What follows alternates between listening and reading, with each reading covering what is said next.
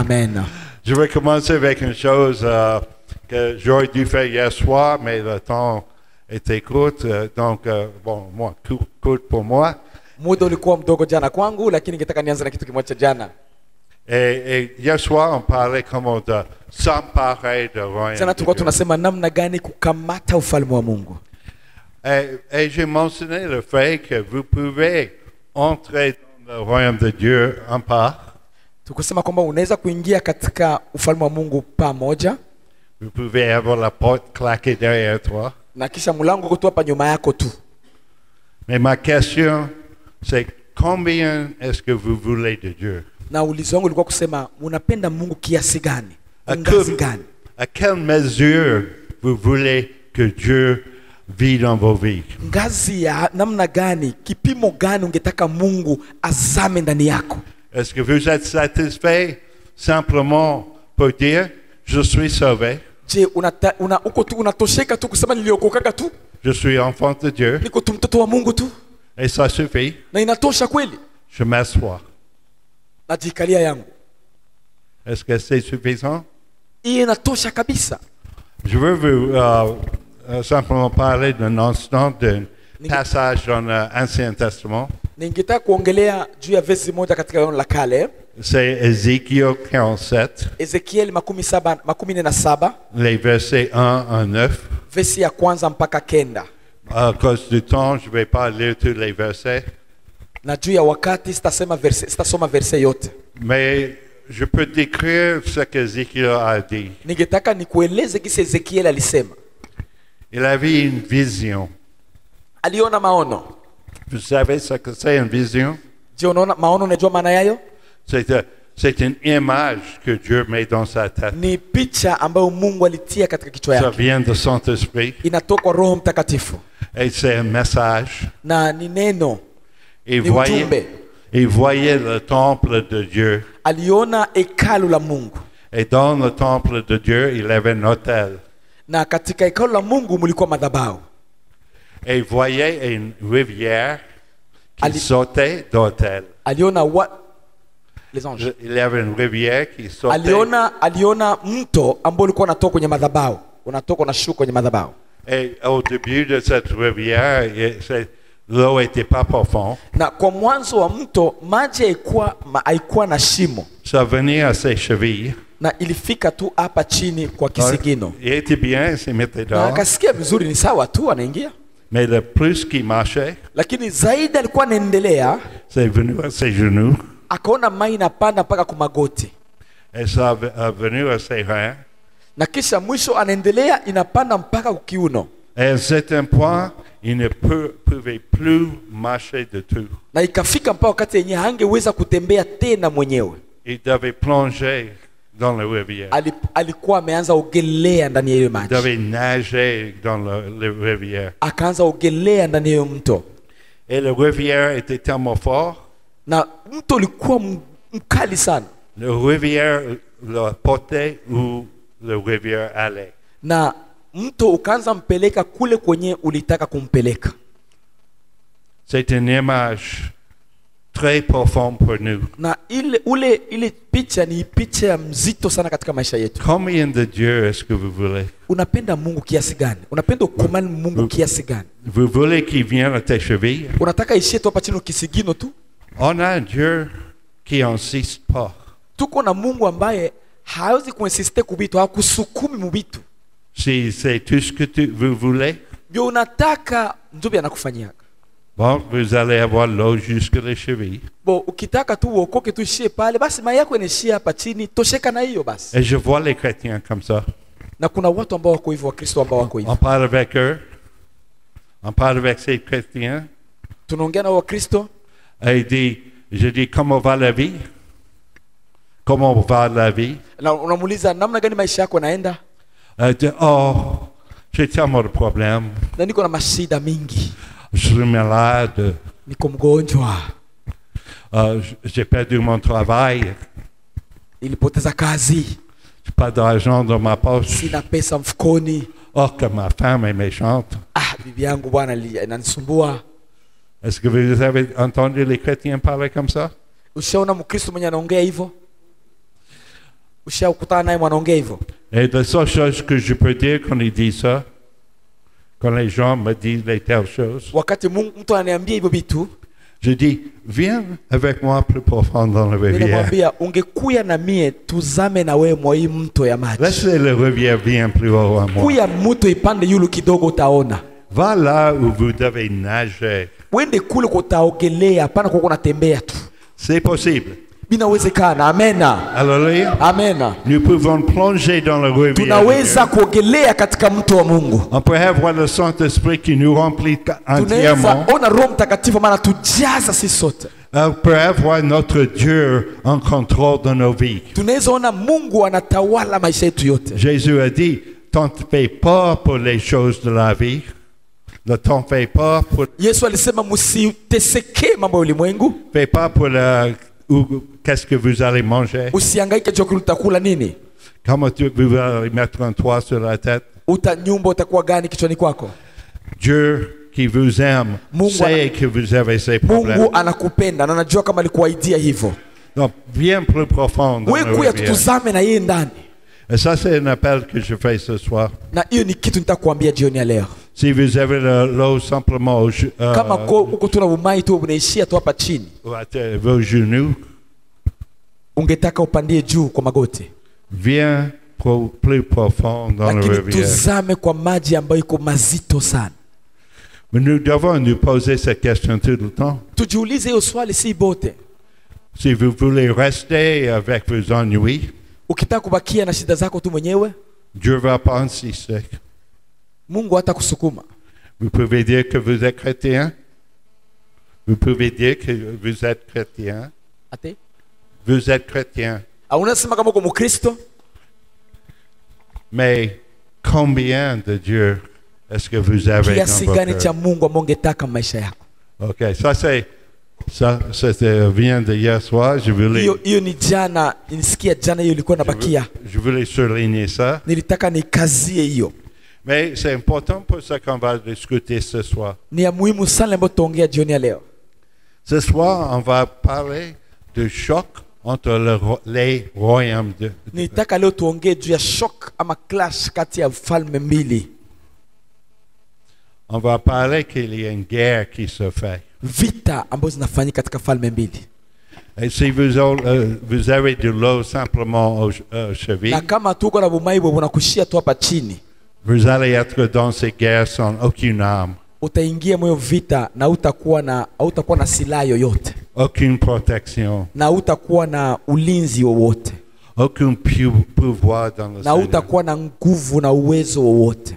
Donc pour rentrer dans les choses dont je vais parler ce soir, ukitaka kuingia kwa vitu ambavyo ningetaka kuambia jioni ya leo, vous devez venir nager avec moi. Ujikaze uogelee na pamoja na yeye. Et je peux dire que l'eau est bon. Na kuambia maji ni mazuri. Cette rivière que Ézéchiel a vue. Ni kama ile ambayo Ezekiel amaliona. Il disait partout où la rivière allait, kila mahali alikuwa anaenda, la vie est venue. Maisha ilikuwa inakuja. Alléluia. Alléluia. OK.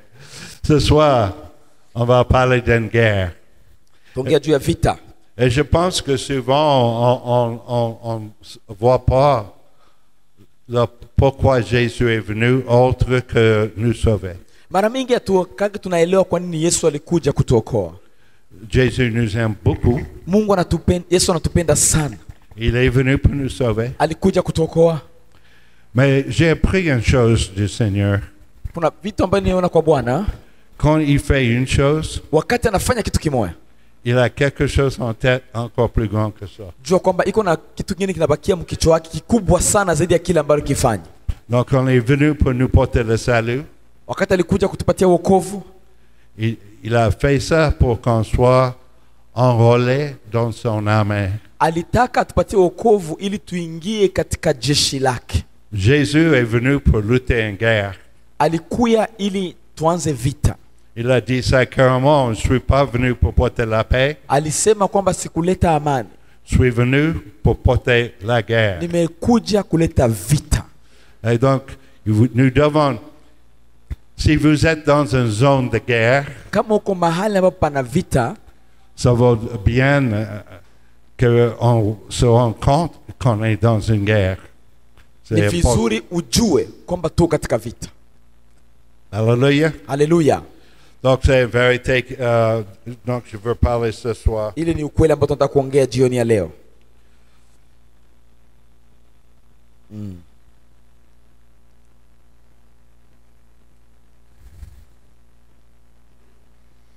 D'abord, hier soir, je parlais que quand on est sauvé, c'est un acte de violence. Jana niliombia namna gani kisi unaokoka ambao ni kitu kimoja. C'est un acte de violence. Kwa kuokoka ni acte ya violence, ni acte ya nguvu. En fait, Tendo la nguvu. souvent les gens pensent que mon salut, c'est une décision que je fais. Watu wengi wanawaza kama wokovu wangu ni azimio tu nimechukua tu. Et c'est une décision que vous faites, Ile azimio ambayo nimechukua mais c'est plus que ça. ni zaidi ya hiyo sana. C'est quelque chose arrivé dans le monde spirituel le jour que vous avez dit, Seigneur, sauve-moi. Ni inaanza nile wakati ambapo lalamika ukasema Bwana niokoe. Quand vous êtes allé aux genoux, Wakati ulishuka kwa magoti, vous avez reconnu que Jésus-Christ est Seigneur. ukakumbuka ukajua kwamba Yesu ni Bwana. Il est venu dans vous et il vous a sauvé. Akuja ndani mwako na akakuokoa. En même temps, Hiyo wakati il a donné un claque au malin. na akaputa nafunga mlango kwa shetani. Il a forcé le malin de sortir de vous. Akasukuma shetani atoke mbali na wewe. Alléluia. Haleluya. Alléluia. Haleluya. Nous devons reconnaître que ça faisait partie d'une bataille pour laquelle Jésus est venu. Lazima tujue kwamba ni moja ya vita ambavyo vimefanyika wakati Yesu alikuja. Voyons ça avec moi. Jésus marchait sur la terre. Kumbuka Yesu alikuwa anatembea duniani. Il était comme vous et moi. Alikuwa anasema kama wewe na mimi. Alikuwa kama vile wewe na mimi. Il pouvait bien avoir faim. Alikuwa sikia njaa. Et il disait, j'ai pas la place pour mettre ma tête la nuit. Kumbuka alikuwa anasema sina mahali pa kutia kichwa. Même les animaux ont ça. Hata wanyama banakuwa nafasi ya kutia kichwa. Il peut être chaud dans le soleil. Inaweza kuwa jua mingi. Il était comme nous. Walikuwa nawekwa mafasi. Mais il était Dieu. Lakini alikuwa Mungu. Il s'est vidé de tout ce qu'il était Dieu Alijitosha kila kitu ambacho alikuwa nao kama Mungu pour venir vivre parmi nous, ili aishi pamoja na sisi, pour nous montrer ili atuoneshe le chemin. njia. Vous voyez, on ne peut pas suivre un Dieu puissant avec tout le gloire du ciel, parce qu'on ne peut pas être comme ça. Unajua atungefuata Mungu angekia na sheria za kimbinguni na yote angekuwa Mungu, atungeweza kumfuata. Mais nous pouvons suivre Jésus, Lakini tunaweza kumfuata Yesu parce qu'il s'est vidé de tout kwa ça. sababu alitoa uungu wote Et il a toujours dit, tout ce que je fais, na akafanya kila kitu ambacho alifanya. vous pouvez faire. Akasema kila kitu nilifanya mnaweza kufanya nyinyi. Alléluia. Haleluya.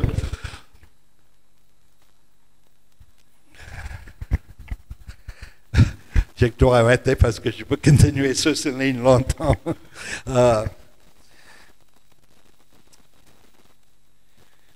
L'ennemi, Shetani, il veut nous réclamer.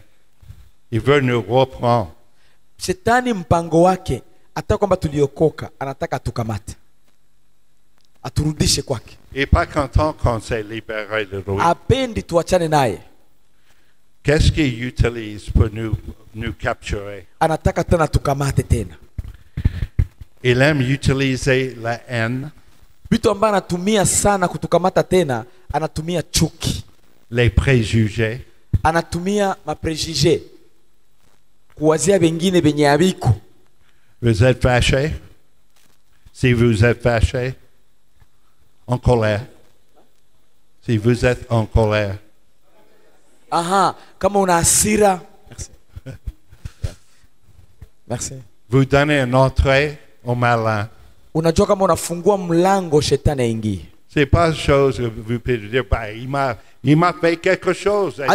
Alifanya hivi. Moi, j'ai le droit d'être fâché. Na mimi niko na haki ya kusirika. Hautaki nisirike? Vous êtes fâché? Unasirika?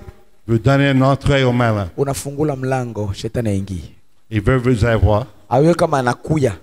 Donc vous voyez, c'est une bataille, mais la bataille n'est pas finie. Unaona kama vita ambayo tuko nayo haiyaisha. On est sauvé, mais la bataille continue. Tuliokoka lakini vita haishi. Il peut utiliser nos craintes et nos peurs. Anatumia pia boga yetu, boga ambayo tuko nayo. Mais j'ai le droit d'avoir peur des choses. Mimi napasha ogopa vitu. Une chose que peut-être Jésus a répété plus que toute autre chose, n'aie pas peur. Yesu alikuwa na kila mara akiambia wanafunzi wake, anawaambia msiogope. Et la paix. Msiogope, muwe na amani. Vous sentez la peur dans vos cœurs? Unasikia boga katika moyo wako? La crainte? Boga? C'est pas le Seigneur. Jua kwamba haiko Mungu. C'est l'ennemi de vos âmes. Jua kwamba ni enemy wetu, shetani. Il utilise vos doutes. Anatumia pia kusita kwako. C'est exactement ce qu'il a fait avec Ève. Na hivi ndivyo alifanya pamoja na Eva. Est-ce que Dieu a vraiment dit? Est-ce que kweli Mungu alikuambia kabisa?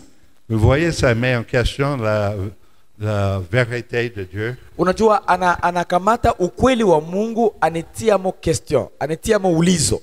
Plus que toute autre chose, il veut vous faire douter de la bonté de Dieu. Jua kwamba zaidi ya kila kitu nawazia, ule upendo wa Mungu, ule uzuri wa Mungu, anataka ukwe na dute nayo. Eske Mungu ni mzuri kweli? Eske anipenda kweli? Mema maisha niko ndani kweli? Ufike tu hapo basi anakufunga.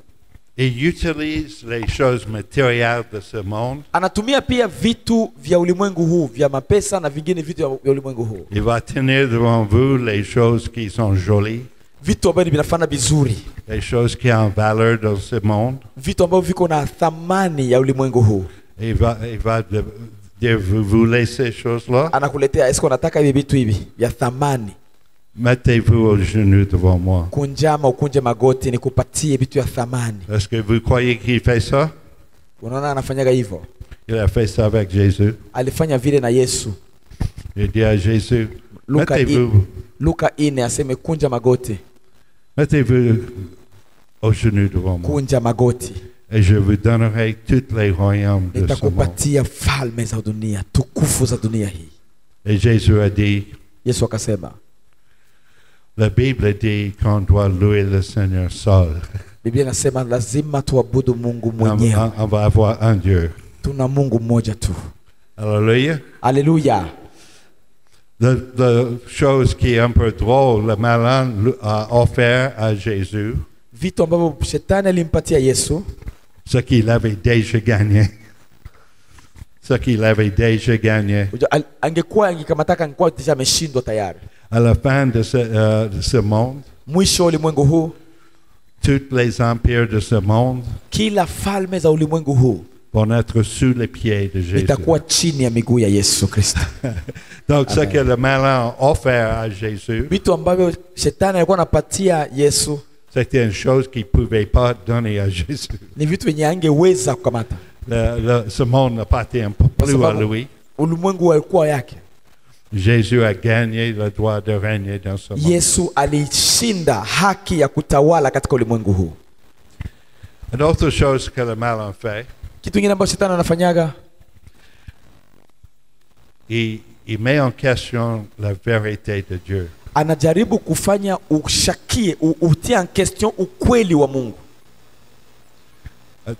Toutes ces choses que je suis en train de parler vitu ambavyo niko nawaambia hapa hivi sont les armes que le malin utilise dans ce monde. Ni silaha ambazo shetani anatumia ili atuangushe, atupeleke tena kwake, atutumie kama majeshi wake kuliko kwa majeshi wa Kristo. Pour nous détruire. Ili atubomoe. C'est vrai. En Jean 8, Yohana 8, Jésus parlait de ça. Yesu alikuwa anaviongelea. Il a fait une promesse. Alitoa ahadi. Il a dit, si vous demeurez dans ma parole, vous êtes mes disciples. Kama mkibaki, Yohana 8:32, kama ukibaki ndani ya neno langu, mtakuwa wanafunzi wangu kabisa. Donc si on lit la Bible et obéit ce qui est dans la Bible, ukisoma Biblia na ukiendelea kutii hii Biblia, nous sommes les disciples de Jésus. Utakuwa mwanafunzi wa Yesu Kristo. Mais plus que ça, zaidi ya hiyo, Il a dit, vous connaîtrez la vérité ase mutajua ukweli et la vérité vous affranchira. na ukweli utawacha kuwa huru. Amen. Alléluia. Amen. Donc ça c'est Jésus-Christ ce qu'il dit. Yesu ndio kunaongea hivyo vitu. Mais là, il a parlé parce que, est-ce que Jésus savait été dans une bataille? Est-ce que Yesu alikuwa katika vita kweli? Qu'est-ce qu'il a dit? Akasema nini katika vita? Il a dit, vous avez pour père Muko na baba yenu le diable. shetani. Et vous voulez accomplir les désirs de Na votre père. munataka mfanye mapenzi ya baba yenu. Parlant de malin, il dit, Shetani anasema il était meurtrier. ni muuaji. Dès le commencement, Tangu mwanzo il était toujours meurtrier. anakuwaka tu muuaji shetani. Et il ne se tient pas dans la vérité. Na hata kuwa hata siku moja katika ukweli. Parce qu'il n'y a pas la vérité en Kwa lui. sababu hakuna ukweli ndani yake.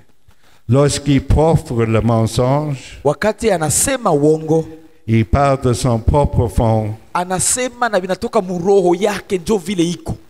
Parce qu'il est un menteur Kwa sababu ni mwongo et le père de na mensonge. baba wa uongo. Jésus a dit, Yesu alisema je suis venu dans le monde nilikuja katika ulimwengu pour porter la vérité. kuleta ukweli. Je suis la vérité. Niko ukweli. Vous savez que c'était les mots de guerre, ça? C'était les mots de guerre. Unajua wakati mtu anasema vile ni maneno ya vita. Il était en train d'annoncer qu'il est venu pour détruire les œuvres de malin. Alikuwa anasema kwamba nakuja ili nivunje kazi za shetani. Et comment il va détruire les œuvres de Na malin? namna gani atavunja kazi za shetani? Il va dire la vérité. Atazivunja kwa kusema ukweli. Est-ce que vous voyez comment c'est violent cette guerre-là? Mnaangalia ile vita ambayo ilipitikana. Le malin est un menteur. Mjanja shetani ni mwongo. Et vous devez reconnaître qu'il vous ment tout le temps. Mnapasha jua kwamba iko na badanganya kila saa. Vous n'avez pas assez d'argent, vous n'avez pas belle maison, vous Unajua n'avez hauna franga, hauna les choses vont nyumba, mal. hauna kitu mkononi. Oh, Dieu m'aime pas vraiment. Eske Mungu vraiment anakupendaka kweli? Uko bure. C'est un mensonge. Iwe kama ni bongo. Bien plus profond dans le rivière. Tuzame katika Et maji vous allez yake. voir que c'est un mensonge. Tuzame katika maji yake. Alléluia. Haleluya. Gloire à Dieu. Sifa kwa Bwana. Je vais prendre un instant de parler de cette question de mensonge et de vérité. Nataongea ukweli na uongo. Dans ce monde, Katika ulimwengu huu, on a été longtemps dans le royaume de ténèbres. miaka mingi tuko katika ufalme wa Le giza. mensonge que le malin nous a fait, Uongo ambao shetani anaufanya, que ça c'est solide. sikia bongo. Ukifanya hivi aseme maana iko na nguvu sana. Ça c'est solide. Aseme iko na nguvu sana. Ces murs sont solides. Aseme hii mabibambazi iko na nguvu sana. On peut avoir confiance dans ces choses-là. Tunaanza kuwa na confiance ya mingi vitu ambavyo tunaona ni ubongo ya shetani. Un autre mensonge, nous sommes très intelligents. Sikia ingine bongo ya pili, aseme tuko na akili mingi sana. Nous pouvons découvrir tous les mystères de nature et du monde. Tunaweza kugundua siri zote za Mungu, siri zote za vitu ambavyo Nous alifanya. pouvons créer tout ce qu'on a besoin. Tunaweza kuumba kila kitu ambacho tunahitaji. Et que ça, c'est la réalité. Na hiyo ndio ukweli. Je suis malade, Niko mgonjwa, j'ai un cancer, niko na kansa. et le malin dit, ça c'est la réalité. Anakia kuambia ile ndio ukweli, vile unaenda vile. Vous allez mourir parce que ça c'est la réalité. Anakuambia ile ndio ukweli, utakufa na ile. Qu'est-ce que la parole de Dieu dit? Neno la Mungu inasema nini? Il est venu pour guérir nos maladies. Anakuja kuponesha magonjwa yetu. Alléluia. Haleluya. Ça c'est une bataille en lutte tout le temps. Na hiyo kila mara anaongea hivyo. Et les chrétiens qui sont honnêtes, ils disent ça, c'est qu'on est en face de quelque chose comme une maladie grave. Na kama zaidi wa Kristo wako kweli wakati kwa mbele ya magonjwa ambayo ni magonjwa ya nguvu sana, C'est difficile à croire que Dieu nous aime vraiment. inakuwa vigumu sana kuelewa kama Mungu anatupenda C'est kabisa. difficile à croire que Dieu a le pouvoir de nous guérir. Inakuwa vigumu kuelewa kama Mungu iko na uwezo ya kutukomboa. Et la maladie content. Na magonjwa parce qu'ils utilisent, disons, réalité sababu anatumia ile ambayo tunafikiri kama ni ukweli ambao tunaona na macho pour détruire notre foi. kuvunja imani yetu. Qu'est-ce qu'on fait avec ça? Tunafanya nini na hiyo? Où est-ce qu'on trouve la vérité? Tunapata ukweli wapi? Vous avez une idée? Uko na mawazo? Où est-ce qu'on peut trouver la vérité? Ukweli unaupata wapi? Dans la parole Katika neno de Dieu. la Mungu. Si la Bible dit quelque chose, Kama Biblia inasema kitu, je le crois. amini. Alléluia. Haleluya. Ça, c'est la vérité. Huyo kama ni ukweli. Et dans cette bataille entre les royaumes, Katika hiyo vita kati ya hiyo vita la vérité va toujours porter la bataille contre jua kwamba la ukweli réalité. utakuwa toujours unashinda vita kushinda ile ambayo inaonekana kuwa ukweli wa macho, lakini ukweli wa Mungu utashinda kila mara hiyo vita. Et une chose que la Bible dit, Kitu ambacho Biblia inasema, c'est que tout ce monde va passer.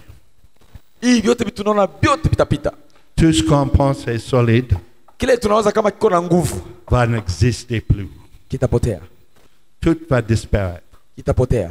Tous vos trésors, Kila kitu uko nacho, la voiture, gari, la maison, nyumba, tout. kila kitu. En effet, la Bible dit, seulement les choses qui sont invisibles Biblia inasema vitu tu venye atuoni na macho vont durer. vitabakia milele Et ils vont durer na éternellement. vitaishi milele. Amen. Vous voyez la bataille? Unaona vita? Moi, j'accroche à Dieu. Je Mi- m'accroche à Dieu. Mie na kamata yangu Mungu Il est éternel. iko wa milele, Et maintenant que je suis chrétien, na sasa kwa sababu niko Mkristo, il y a quelque chose à l'intérieur de moi kuna kitu ndani mwangu qui est éternel. ambao ni kia milele. La chair que je porte Mwili ambao niko nayo va disparaître. itapotea, Ça va aller dans la terre itaenda katika udongo et ça va disparaître. na itapotea. Disciples de Jésus. Kumbukeni wanafunzi wa Yesu, Quand Jésus est mort, wakati Yesu alikufa, qu'est-ce que les disciples ont fait? wanafunzi walifanya nini? Ils ont couru pour sauver leur vie. Balikimbia banze okoa maisha yao. Vous voyez comme notre Dieu est un Dieu d'amour. Angalia kisi Mungu ni Mungu wa upendo. Qu'est-ce que Jésus a fait quand il était ressuscité? Alifanya nini Yesu wakati alifufuka? Il est allé chercher ses disciples. Akaenda watafuta wanafunzi wake. Il a trouvé ses disciples tremblés, cachés dans un coin. Alibakuta wanafunzi biko na tetemeka mkanyumba wanafichama. Il passait à travers un mur Akapita kwa kibambazi tuvupa pour mengi. apparaître devant eux. Akabashtukia tu ashakuwa nabo. Pepo. Est-ce qu'il a dit, vous méchants hommes, Eske alibambiaka mwe batu babaya mko na chuki? Alibambiaka vile? vous m'avez abandonné? Muliniacha mwe, mulinikimbia mweye? Non. Akuambia vile. Il dit, je vous aime. Akawambia nawapenda. Alléluia. Haleluya. Alléluia. Amen. Ça, c'est notre Dieu. Ule ndio Mungu wetu. Et dans le temps qui venait après ça, Wakati alifanya hivyo, Jésus a dit, restez à Jérusalem akapia mbaki Yerusalemu. jusqu'à ce que je vous envoie le Saint-Esprit. Nitawatumia Roho Mtakatifu. Et vous allez être remplis avec le Saint-Esprit. Mutajazwa na nguvu za Roho Mtakatifu. Et Pierre, rempli du Saint-Esprit, Na Petro akapojazwa na Roho Mtakatifu, commençait à prêcher. akaanza ubiri. Et il y avait 3000 personnes qui Na sont venues au 3,000 Seigneur. wakaokoka. Il ne pouvait pas faire ça en cachette. Angevifaa vile wakati Il anafichama. était allé dans la rue prêcher la parole de Dieu. Alifanya katika njia. Qu'est-ce qui est arrivé avec Pierre? Comment il a eu ce courage? Namna gani alipata hizo nguvu za kuhubiri nje? Vous voyez, Unaona? il a laissé entrer en lui Aliacha ndani mwake kuingie l'Esprit de Dieu. Roho wa Mungu. Et il était en train d'être transformé. Na ilianza kuwa nageuka. À la fin de vie, presque tous les disciples, pas tous, mais presque tous, Mwisho wa maisha karibuni wanafunzi wote sont morts walikufa. dans la torture Walikufa wanapigwa, wanaumizwa, et le faisaient avec joie. na walikuwa nakubali kuteseka na furaha. Comment ça? Kwa nini hivyo? On voit qu'ils étaient les hommes craintifs. Na japo hiyo mbele walikuwa watu wanakimbia, Ils étaient transformés par l'Esprit de lakini Dieu. walikuwa nenda sana komaa na kugeuzwa pamoja na nguvu ya Mungu. Et le plus profond, ils sont allés dans la rivière. Na walikuwa nenda nazama katika hiyo mto, Ils avaient moins de se montrer. na wakaanza kuwa habiko tena batu ba mwili sana, Et ils avaient plus l'Esprit de Dieu. wakaanza kuwa zaidi watu wa roho wa Mungu. Jésus parle, voici j'ai le verset ici, Yesu anasema katika hii verse hapa, mais il parlait de nos yeux. sema juu ya macho yetu, Et il disait, fais attention de vos yeux, asimfanya hange na ile ambayo macho yenu naona, parce que les yeux sont les fenêtres à l'âme. jua kwamba macho yenu ni madirisha ya nafsi yenu. Et j'ai entendu un prédicateur qui a parlé une fois, Nilishakutana mchungaji na mhubiri mmoja ambaye alikuwa anaongea, parce que l'église était pleine de gens fiers d'eux-mêmes. L'église était pleine de gens qui étaient fiers d'eux-mêmes. wala kanisa ilikuwa inajaa watu ambao wako na furaha yao wenyewe, wanajifurahia, Et ils étaient les... walikuwa Wakristo. Et le pasteur a posé une question. Na mchungaji aliswali, Qui est plus près du royaume de Dieu? nani iko karibu ya ufalme wa Mungu? Un homme qui était dans l'église toute sa vie, Mtu ambaye alikala mkanisa miaka yake yote, mais à la fin de sa vie, il regardait le monde. na mwisho wa maisha yake anaangalia dunia. Ses yeux étaient fixés sur le monde. Macho yake nafunguke naangalia dunia. Il convoitait les choses de ce monde. Alikuwa anatamani vitu vya ulimwengu. Donc ça, c'est un homme Huyu ni mtu mmoja, dans l'église toute sa vie. na alikuwa mkanisa miaka yote. Hii ni swali ya mchungaji alikuwa anauliza watu. Et un autre homme Na mwingine mtu, qui a été un pécheur toute sa vie, na alikuwa mpagani miaka yake yote, faisait les méchantes choses. Il faisait les choses méchantes. na alikuwa anafanya vitu vibaya. Mais à la fin de ses jours, Mwisho wa maisha yake il acceptait le Seigneur. anaitika Yesu. Et ses yeux étaient fixés au ciel. Macho yake ilikuwa anaangalia mbinguni. Lequel des deux était plus près du royaume de Dieu? Lequel entre Roho les yake deux? huyo, nani mbale bawili roho alikuwa karibu ya Mungu? Vous voyez ça? Mnaona hiyo vitu viwili? C'est là où on fixe nos yeux. Ni pale kwa tunaangalia macho yetu, C'est la chose qui compte. njo kwenye tu karibu yayo. Vous connaissez l'histoire de les disciples qui étaient dans le bateau, mais Jésus n'était pas avec eux. Unakumbuka historia ya wanafunzi ambao katika mtumbu na Yesu hakuwa nabo, Un grand orage est venu. na hewa ilikuja, Et tout à coup, ils ont vu Jésus marcher vers eux. na bakaanza na Yesu anatoka yuko anatembea kwa maji. Et Jésus marchait sur l'eau. Yesu alitembea juu ya maji. Je viens de vous dire que Jésus était un homme comme nous. Acha nikwambie, Yesu alikuwa mtu kama sisi tu, Il marchait sur l'eau. lakini alikuwa atembea juu ya maji. Et Pierre a pensé, OK, Na Petro akasema aha, j'aimerais faire ce na mimi coup-là. na mie sasa. Et Jésus a dit, bon, viens. Yesu akamwambia kuya basi. Et Pierre a commencé de marcher sur Na l'eau. Petro akaanza tembea juu ya maji, Mais le vent était fort. lakini hewa ilikuwa mingi Et les vagues étaient grandes. na mawimbi ilikuwa mingi. Et pour un moment, Pierre regardait le vent Na hapo Petro akatoa macho kwa Yesu, akaanza angalia hewa. et les vagues. Et qu'est-ce qui est arrivé? Na nini ilifika kwake sasa? Il coulait. Mawimbi akaanza shuka, Parce que ses yeux n'étaient plus fixés sur Jésus. kwa sababu macho yake haikuwa tena anaangalia Yesu. Vous voyez, on est dans un combat. Unaona hii vita tuko nayo, Chaque moment, chaque décision est importante. kila wakati, kila azimio utakamata ni ya maana sana.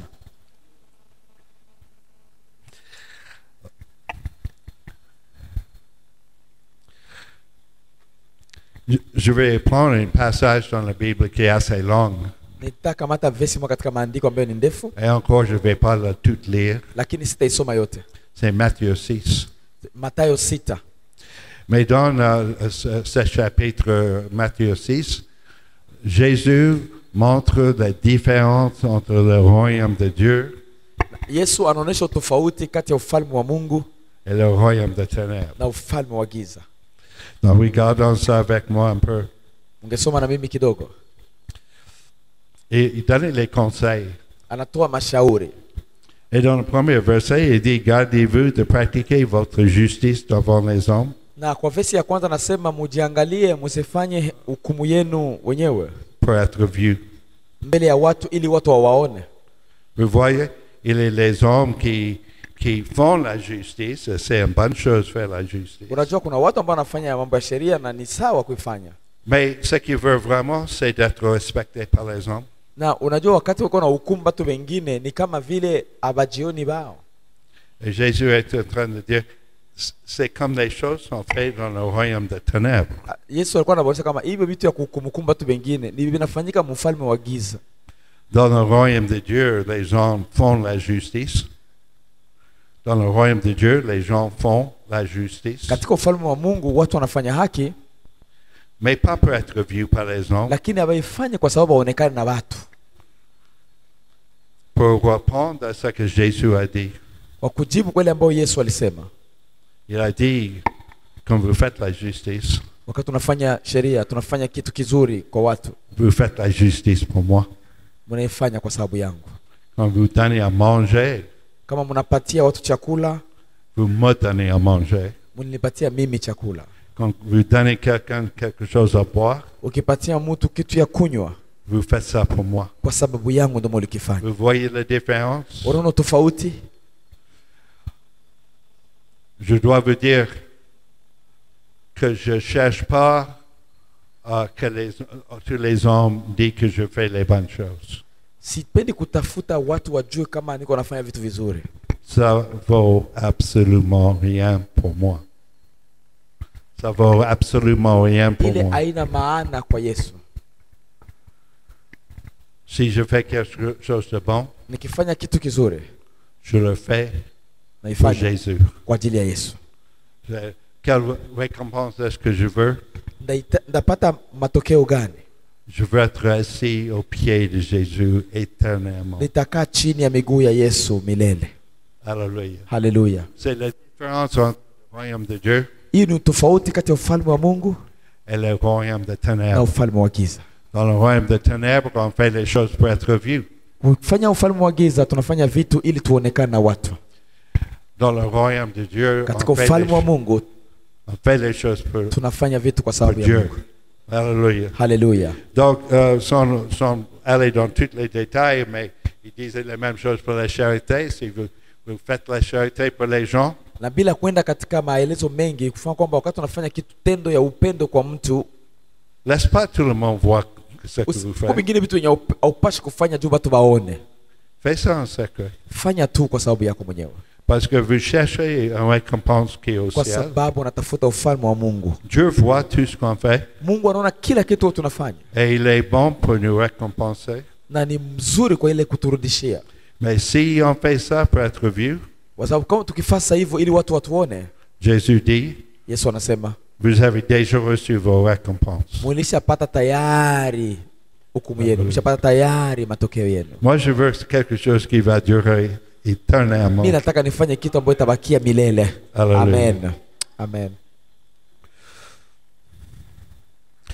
Dans ce même passage, il parlait comment nous devons prier, Jésus. Kwa hii sura anasema gisi lazima gani tuombe namna gani. Et là aussi, il dit, quand vous priez, priez pas pour être vu par les Na pale gens. anasema wakati mnaomba msiombe juu watu waone kama Mungu mnaomba. Faites pas les prières très longues et élégantes, Maombi ya mrefu ya maneno ya kupanda na kushuka. très forts, Maneno ya kulalamika sana. pour être entendu par les gens. Watu wasikie kweli anaomba kweli. Dieu n'est pas sourd. Mungu masikio yake haizibe. Il n'y a pas besoin qu'on crie. Hana besoin de mafuyo mingi ya malalamiko. Jésus a dit, faites vos prières en privé. Amen. Qu'est-ce que j'ai fait? Non, c'est seulement que ici, dans cette contrée ici, les gens aiment prier à haute voix et Oui. montrer aux gens que Oui. je prie vraiment. OK. Et j'allais là, parce que c'est vrai. Parce qu'on prie à l'église, Wakati tunaomba kanisani. Oui, on prie à l'église. Tunaomba kanisani ndio. Vous voyez, si vous êtes tous là, vous priez à Kama sisi haute voix, tuko hapa tuko tunaomba kwa sauti. est-ce que je suis capable de juger vos cœurs? Je, mimi naweza kuhukumu roho zenu kweli? Ils vont y avoir des gens qui prient le Seigneur Nitakuwa naangalia hapa ndio wanaomba Mungu hapa. avec tout leur cœur, Lakini kwa mwingine wanaomba na roho zao. et leurs yeux Na macho yao sont fixés sur lui, inaangalia Mungu. et Dieu le sait. Na Mungu anajua. Et un autre, juste de côté, Na mwingine mweko tu pembeni yako. qui prie pour être entendu, Iko napiga kelele tu watu wamsikie. il prie pour être vu par les gens, Iko naomba ile maneno Mungu wangu ili tunajua mpaka watu wengine asikie anaomba kweli. et Dieu le sait. Na hakuna kitu. Donc je ne disais pas ça pour dire que je vais juger les gens qui prient à haute voix. Nasema hivi sisemi juu uache kuomba kwa sauti. Hapana. Moi, je suis capable de prier très fort, Na mimi naombaga nguvu sauti. mais ça vient de joie que j'ai dans le Lakini cœur. natoka kwa furaha ambayo niko ndani ya moyo wangu. Je veux m'exprimer. Na naimwaga nje. Et quelquefois, j'aime m'exprimer avec tous les autres, Na sasa napenda kufanya na nguvu zangu zote. parce que ça devient un parfum qui lève devant Kwa Dieu. sababu ni sawa sana manukato parfum ambaye napanda juu ya C'est Bwana. vrai. Donc, la chose est, Dieu connaît nos cœurs. Ukweli tu nataka nikazie hapa ni kwamba Mungu anajua roho zetu. Ces batailles se fait Hii vita ambayo tuko tunaongea ya shetani na sisi dans le monde spirituel, inafanyika mlimwengu wa kiroho, le monde invisible. mlimwengu ambao hatuoni.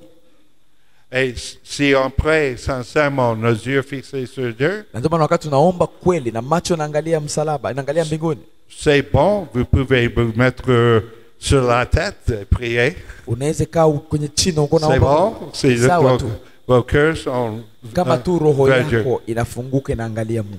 Mais Jésus parlait des gens qui prient parce qu'ils faisaient ça dans ces jours. Jua kama mwile wakati watu walikuwa wanafanya hivyo vitu, Ils allaient dans le temple walikuwa nenda katika hekalu, et avaient les robes très beaux. iko na kanzu Je nzuri. parle des hommes, pas des femmes. Ils avaient les robes, tous les vêtements chers et tout. Ngazi ndefu sana, kila kitu ni sawa. Peut-être en entrant dans le temple, Anafika kwenye hekalu, il y avait un mendiant là sur les marches, une personne qui mendiait, na alikuwa na mtu pembeni mweko na lomba pale pembeni ya hekalu. un pauvre qui est là, Maskini iko pale, et il pensait en montrant, iko naangalia, je suis anampita, content que je ne suis pas comme cet homme-là. anakuwa naimba, anakuwa nasema mimi sifanani saa ule Et il se kalomba, levait dans le temple, na kisha anachomoka mwa hekalu, et il priait les mots vides. Il priait avec les mots vides. kisha anaomba lakini maneno yake iko bure, hamuna kitu.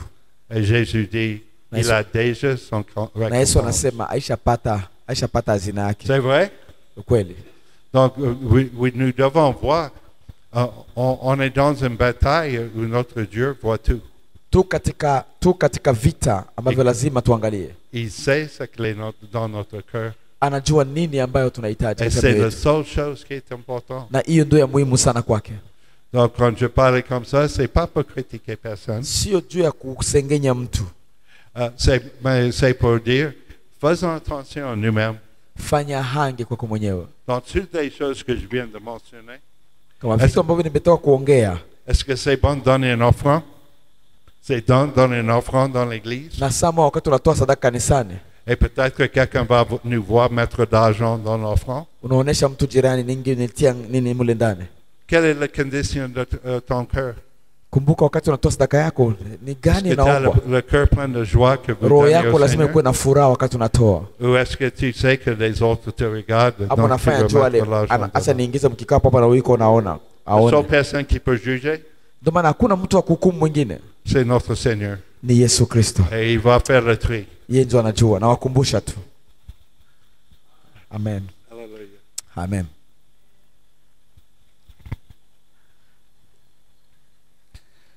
Donc le passage où je dis, je voulais parler de l'œil, les yeux, Nitaka kuongea pia juu ya macho. c'est le même Matthieu quand on regarde, c'est le verset 22, où Jésus parle des yeux. Katika Mathayo Yesu pia anaongea juu ya macho. Il dit, l'œil est la lampe du corps.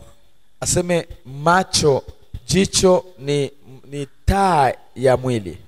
Et si l'œil est en bon état, Kama jicho katika wakati mzuri, tout le corps va être éclairé. mwili yote itakuwa na mwangaza.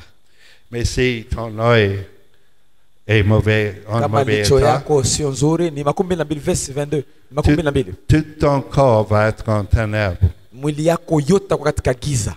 Si donc la lumière qui est en toi est ténébrée, Ni mwangaza ambao uko ndani mwako.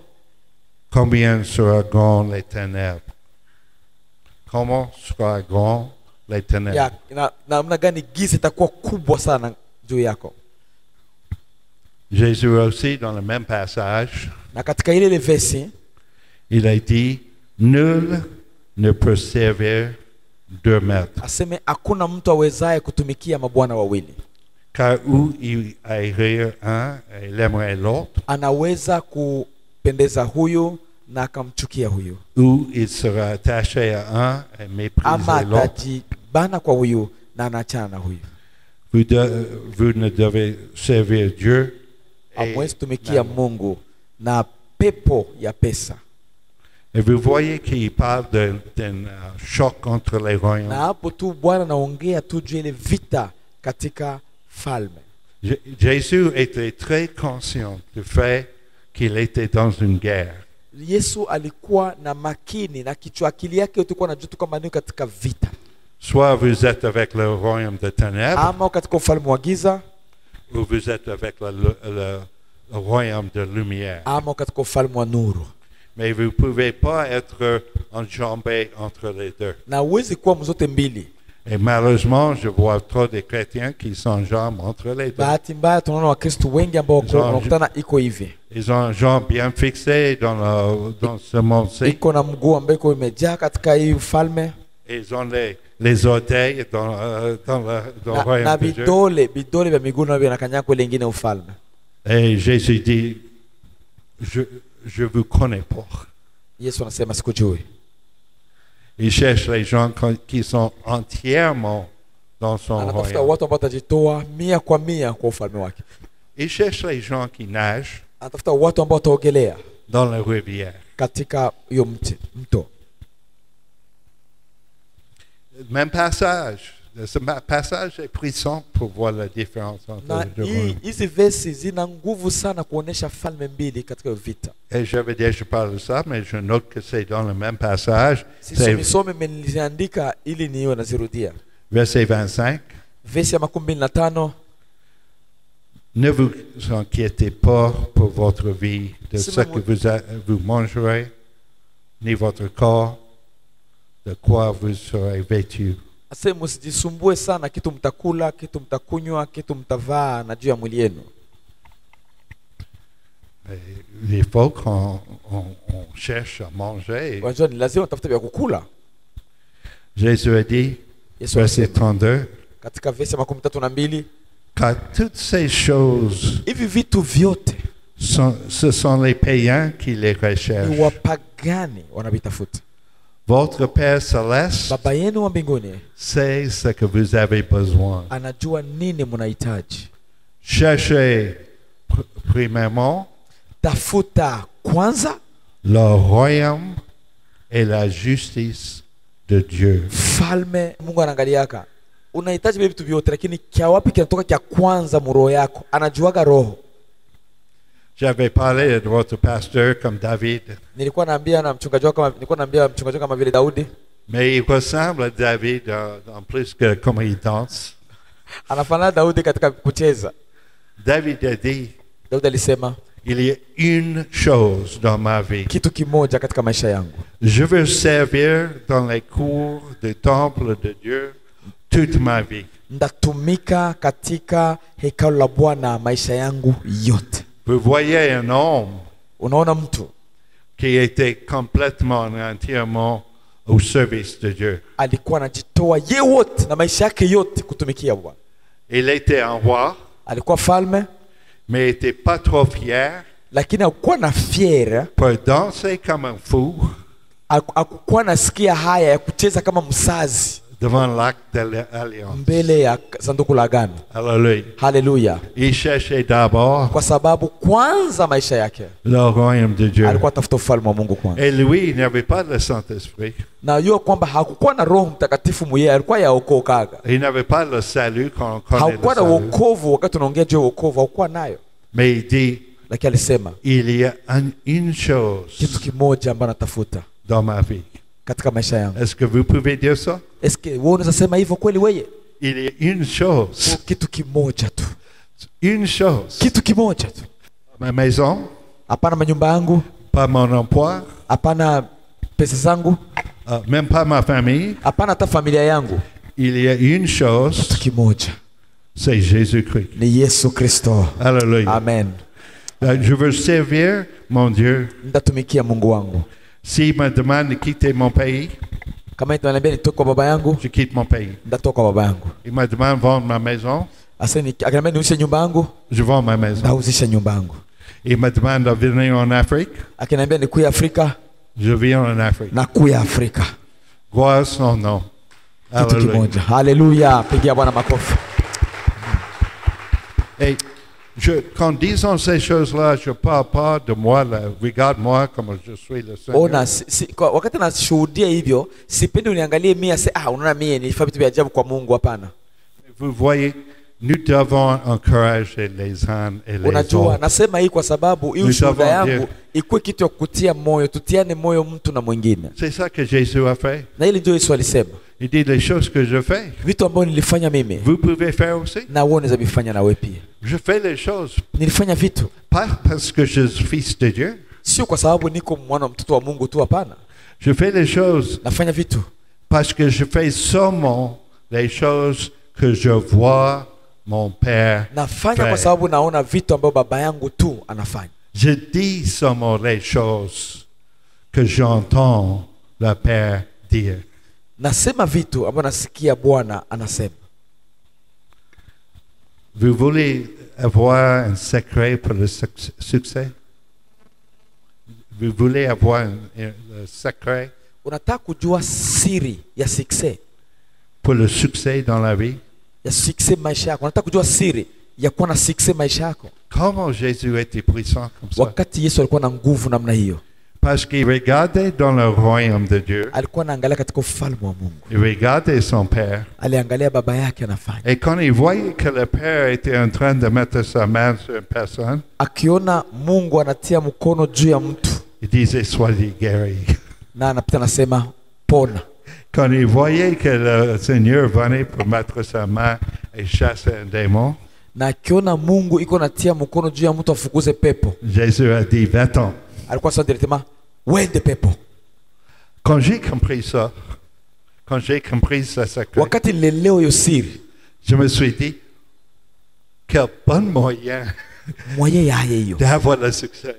ya kuwa na siri, ya kuwa na success katika dunia. Et c'est ma prière. Na hiyo ndio maombi yake. Je veux voir qu'est-ce qu'il fait. Nitaangalia Mungu iko na opere nini. Et si j'ai la capacité de voir ce que Dieu est en train de faire, Nikikuwa na uwezo ya kuona kile ambacho Mungu anafanya et je fais ce qu'il fait, na collaborer na biko nafanya na bifanya na mie, je vais avoir le succès. nitakuwa na success. Les gens vont dire, bon, il est fort, lui.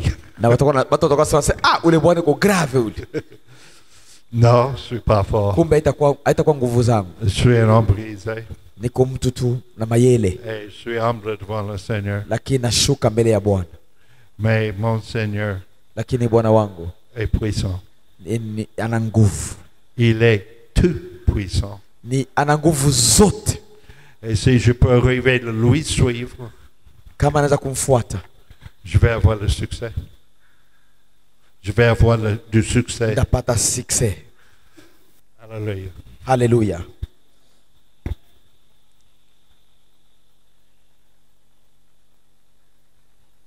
Bon, je vais simplement vous dire qu'entre Jésus et le roi de ténèbres, il avait les batailles, les rencontres violentes.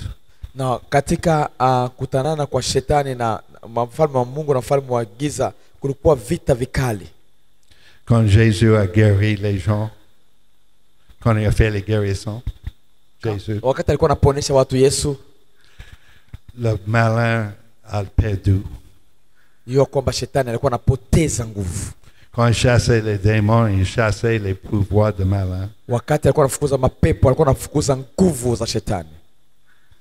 Jésus, son message, il disait, repentez-vous, Yesu katika neno lako anasema tubuni, parce que le royaume des cieux est proche. kwa sababu ufalme wa Mungu unakaribia. Quand il avait envoyé 70 personnes, disciples, Alikuwa anaambia wanafunzi wake, et il alikuwa dit à ses wanafunzi wa disciples, 12 akawaambia, allez mwende chasser les démons, ufukuze mapepo, guérir les malades, ponesha magonjwa, annoncer le royaume de Dieu. tangaza ufalme wa Mungu. Et ils sont allés, les disciples, 70 personnes. Na wakaenda 72, Et ils sont revenus remplis de joie. balirudia banafurahi ya ajabu. Ils ont rendu compte à leur chef. Wakafata ripoti kwa shefu wao, Jésus, on a prié pour les malades. Yesu, tumefukuza mapepo, Et ils étaient guéris. nafukuza wanasikimbia, On a chassé les démons et vraiment ils sont partis. tunafukuza pepo na zinaenda. Et Jésus a dit, quand Yes. vous avez fait cela, Yesu akasema, mulifanya hivyo, j'ai vu le malin tomber du ciel niliona shetani anaanguka toka mbingu comme un éclair. kama mwangaza. Mais il a dit quelque chose d'autre. Aliongeza ingine kitu, Soyez plutôt plein de joie mungepashwa furahia sana, parce que vos noms sont écrits au ciel. kwa sababu majina yenu imeandikwa mbinguni. Alléluia. Amen. Donc, on peut pas, on prie pour quelqu'un, il est guéri. Est-ce que je peux être bien fier? Na aupashi kuwa tu na fieri sana kuona gisi uliombea mtu akapona, Je n'ai rien fait. parce que wewe ukufanya kitu, C'est Dieu qui a fait les choses. Mungu ndio alifanya vitu vyake. Est-ce que je peux avoir de joie? Ndizo kwa tunafuraha, mimi nilimponesha uko mfumu, Absolument. Parce que mon nom est écrit au ciel. kwa sababu ikufurahi, kwa sababu jina lako limeandikwa mbinguni. Pigia Bwana makofi. Alléluia. Amen. Kweli. Alléluia. Amen. Amen. C'est vrai. Kweli kabisa. Donc, Jésus a chassé les démons. Yesu alifukuza Il mapepo a guéri les na malades. aliponesha magonjwa. Et là, près de la fin de sa vie, Mwisho wa maisha yake il vivait pas longtemps. Il n'était pas en vie longtemps. hakuishi miaka mingi. Yesu 33 ans. aliishi miaka 33 tu, 33. J'ai presque vécu deux fois ça. Niko na zaidi ya mara pili maisha ya Yesu. Là, il appelait ses disciples Akaita wanafunzi wake et il les a enroulés dans la guerre. na akawaingiza katika vita, Il a dit, akawaambia, allez dans tout le monde, mwende kila fasi, prêchez la bonne nouvelle du royaume de Dieu. muhubiri ufalme wa Mungu, habari njema ya ufalme wa Mungu. Annoncez la bonne nouvelle. Haiko tu habari ya ufalme wa Mungu tu, Et il a promis na akawaaga, que tout ce que j'ai fait, kila kitu nilifanya vous pouvez faire aussi. na mume mnaweza kifanya, Et encore plus, na zaidi ya hiyo parce que j'envoie mon esprit, natuma roho yangu ndani yenu. l'esprit de Dieu avec vous. Donc, il nous engage. Na ujue kama sisi tayari tumekuwa angaje mwa hiyo vita. Est-ce que vous êtes dans l'armée de Dieu? Je, uko katika jeshi la Mungu? C'est une question à poser. Hiyo ni swali nitaka kuuliza jioni ya leo. On voit les militaires quelquefois autour de l'église. Tunaona majeshi ambao wanazunguka kanisa. Est-ce qu'ils ont une vie à eux-mêmes? Est-ce qu'ils ont une vie qui peut vivre comme ils veulent? Je, jeshi anaweza shikisha nataka? Non, ils portent une uniforme. Ils portent une uniforme. Anakuwa na uniforme yake. Ils ont les officiers. Na beko na officier babo. L'officier va à gauche. Officier aende kugoshi huku. Ils vont à gauche. Wanaenda nabo kugoshi. Tu dis à droite, ils vont à droite. Officier akienda tuni ku droite, wanaenda nabo ku droite. Tu toi, ils vont à droite. Twende mbele, wanaenda mbele.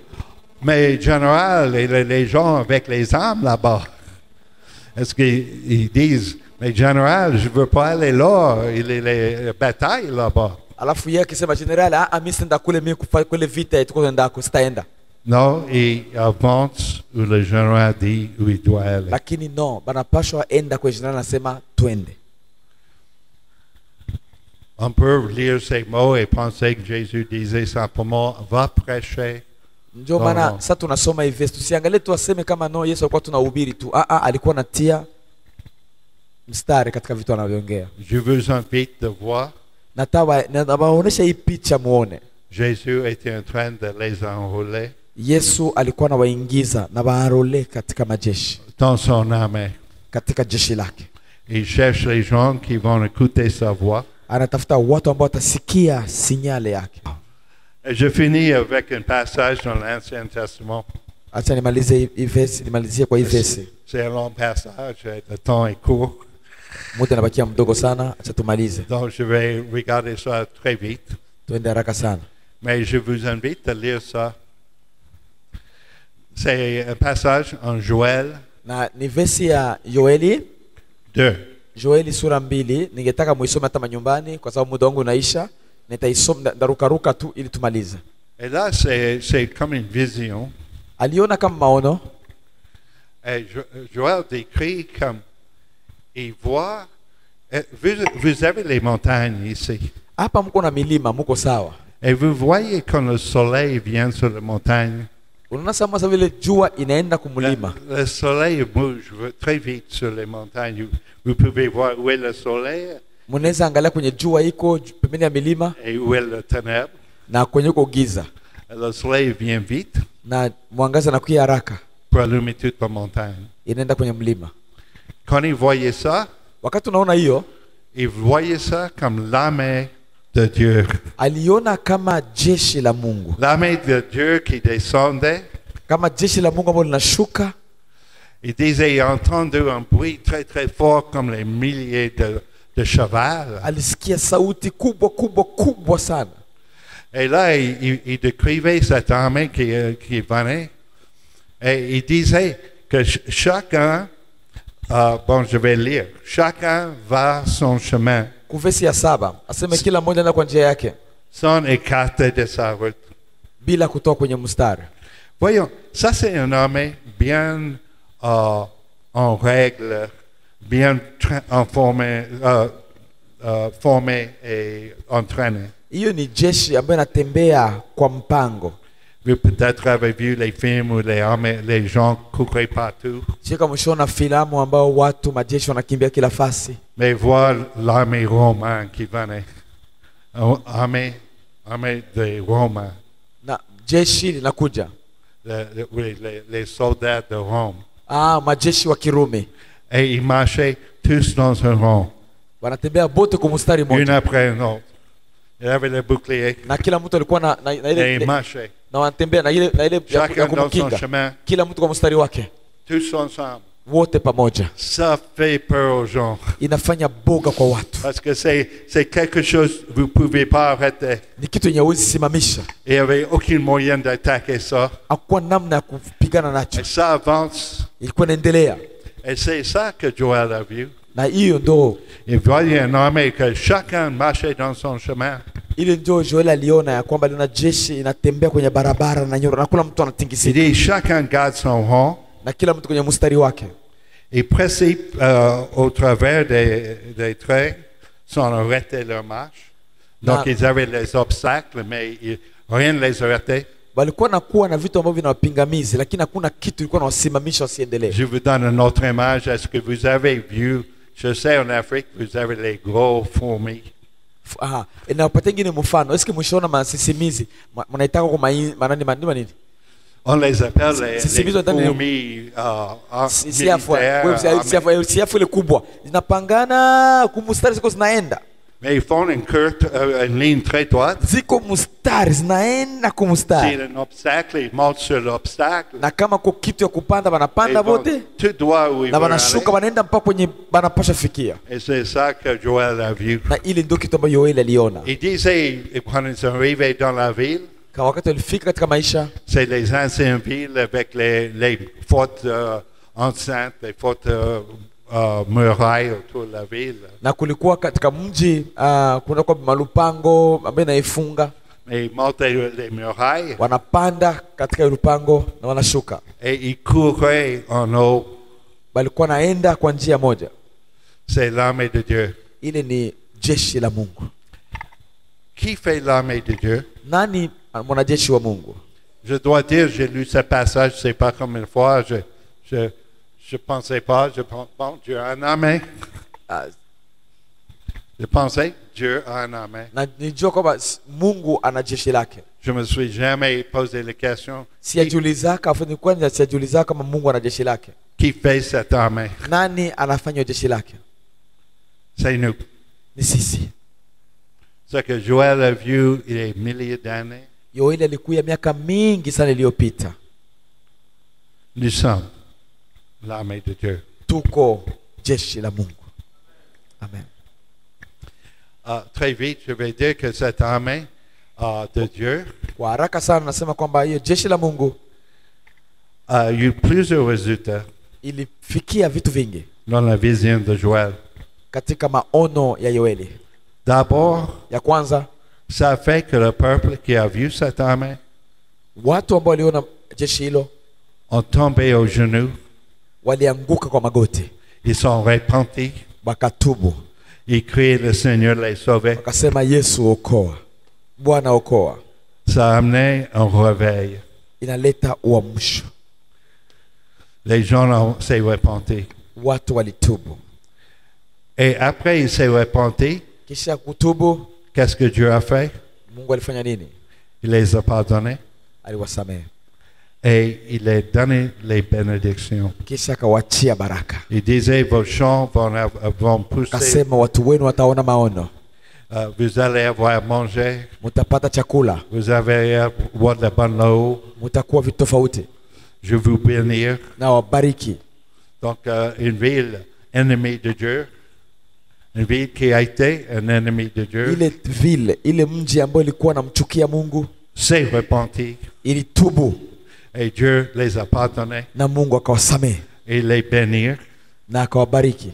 Et à la fin de ce verset, Na mwisho wa vesi hiyo, ce chapitre, il dit, après cela, c'est Dieu qui parle, na hapo kumbuka Yoeli 2:28 kwa mwisho kwa hiyo sura, après cela, je Kisha hivyo reprendrai vyote, mon esprit sur nitamwaga roho yangu toute juu ya chair. kila mtu, Je reprendrai mon esprit nitamwaga roho sur yangu juu toute ya chair. kila.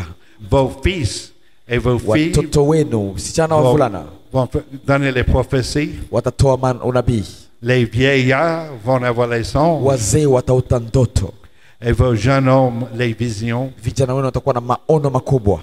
Et même les serviteurs et les servantes, dans ces jours-là, je reprendrai mon esprit. Hata watumishi, wajakazi na wanamke na wanaume watamwagiwa roho wangu.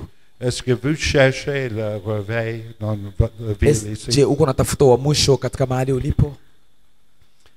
Est-ce que vous croyez que Dieu peut faire dans Uvira Je, unaamini Mungu anaweza fanya kitu hapa Uvira kweli? la même chose qu'il a fait Sawa sawa na vitu ambavyo alifanya dans la vision de Joël? kwa hii maono ya Yoeli, C'est qu'il peut le faire, anaweza kuvifanya, mais il a besoin d'une armée. lakini anataka jeshi.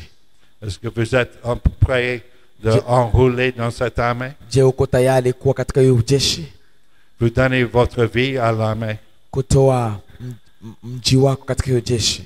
Ça va plus être vous qui décide qu'est-ce que vous allez faire. Haitakuwa tena wewe ndio unachukua azimio, Ça va être notre Seigneur. itakuwa Mungu ndio anafanya azimio. Et peut-être il va t'envoyer aux États-Unis pour sauver les païens là. Atakutuma Amerika kwenda kuokoa watu. Vous voyez le groupe de chrétiens le plus fort à Paris, Acha nikwambie leo, Wakristo ambao wana nguvu sana pale Paris c'est les Africains. ni ba kutoka Afrika, ndio wanasimama nguvu sana pale Donc Faransa. le Seigneur peut bien vous... Oui, alléluia. Amen. Si on veut commencer une église à Paris, trouver un local, Kama kuna kanisa ambalo ni nzuri pale Paris, ouvre les portes afungua milango et les Africains vont venir. na Waafrika wanaingia. Donc vous aimez beaucoup le Seigneur. Munapenda Mungu sana. Et même quand vous êtes à Paris. Hata kama mlienda Ufaransa mnampenda Mungu vile vile. Alléluia. Vous avez beaucoup à nous enseigner, Mungu ana vitu vingi vya kutufundisha sisi. mais c'est ça, d'être dans l'armée, vous n'êtes plus en contrôle de votre vie. Kwa hiyo ndio kuingia katika jeshi. Vous allez faire la volonté de Dieu. Unafanya mapenzi ya Mungu. Et là où vous faites la volonté de Dieu, Unafanya mapenzi ya Mungu, là se trouve le royaume de Dieu. na nyinyi mnafanya ufalme wa Mungu. Donc je finis là. Naishi hapo.